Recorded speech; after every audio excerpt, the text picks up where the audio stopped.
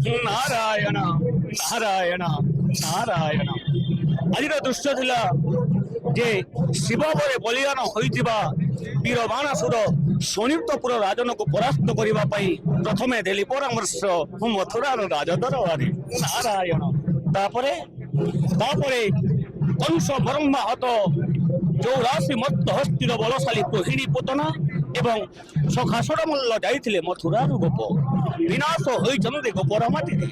ତେଣୁକରି ବ୍ରହ୍ମାହତ ଥିବା ସମୟରେ ବୀଣା ବାଇ ବାଇ ମନ ଜାଣେ ପହଞ୍ଚିଲି ସେହି ମଥୁରା ରାଜଦରବାରେ।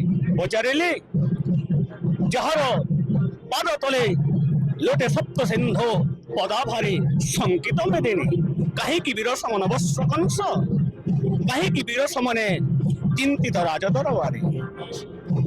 ତାପରେ କହିଲେ କିଏ କିଏ ସେ ଜନ୍ମ ନେଇଛି ଭାଦ୍ରବ ମାସ ଅଷ୍ଟମୀ ତିଥିରେ ନନ୍ଦରାଜ ଗୃହେ ଥିବା ତାର ନାମ। ତାପରେ କହୁଛି ଗୋଟି ଗୋଟି ଷଡ଼ଗର୍ଭ ସିନା କଚାରି ବିନାଶିଲି ତର୍ପଣ ଶିଳାରେ, ଗର୍ଭ ଏକ ଶୂନ୍ୟ ଗଲା ଖସି। ନାରାୟଣ ନାରାୟଣ। ନା ବତ୍ସ, ଗର୍ଭ ଏକ ଶୂନ୍ୟ ଖସି ଯାଇନାହିଁ, କାରଣ ସପ୍ତମ ଗର୍ଭ ସନ୍ତାନ ଶ୍ଵେତ ଯେ ବରନ ଗର୍ଗମୁନି ନାମ ଦେଲେ ତାଙ୍କ ବଳରାମ। ରୋହିଣୀ ଗର୍ଭରେ ଜନ୍ମ ନେଇଅଛି ସପ୍ତମ ଗର୍ଭ, ଆଉ ଅଷ୍ଟମ ଗର୍ଭ ନାରାୟଣ ନାରାୟଣ। ଅଷ୍ଟମ ଗର୍ଭ ସନ୍ତାନ ଶ୍ୟାମଳ ବରନ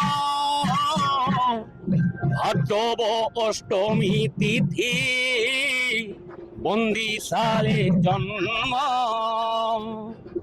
ଗୋପରେ ବଢୁଛି ଯାଇ ନନ୍ଦର ନନ୍ଦନ,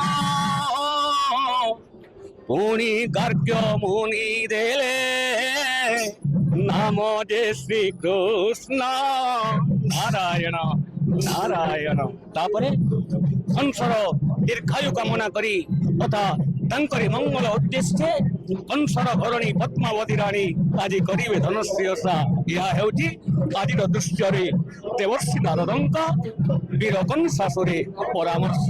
ନାରାୟଣ ନାରାୟଣ ନାରାୟଣ।